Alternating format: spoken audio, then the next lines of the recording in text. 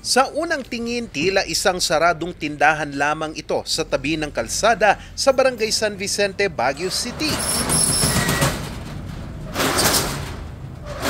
Pero nang buksan, isa pala itong gasolinahan.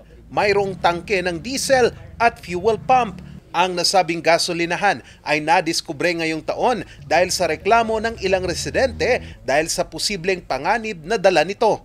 Opo, yung safety kasi nasa ano po siya nasa sa community basically.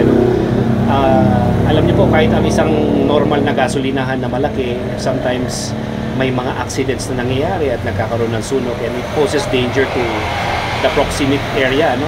What more kung sa isang area na maraming bahay. I think yun yung pinaka-concern ng nagsumbong sa atin. Ang nasabing gasolinahan ay pagmamay-ari ng isang transport cooperative para sa pagkakarga ng mga unit nilang mga jeep.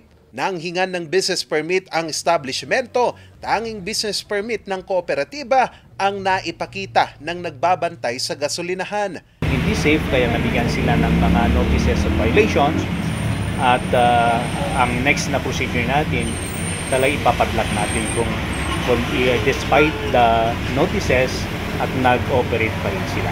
Wala ring naipakitang karagdagang kaukulang papeles mula sa DNR, BFP, DOE at pamahalang lungsod ang establishmento, bagay na mapanganib. Idagdag pa rito ang mga natagpo ang mga upos ng sigarilyo sa labas lamang ng gasolinahan. Alam naman natin yan, sir, na claimable po yung mga bagay na yan, lalong-lalo na po yung mga gasoline natin. Yun po. So yun nga po, sir. Yun ang ginagawa natin sa fire safety inspection is para makita natin at mai-correct natin kung anumang violation na makita natin, sir.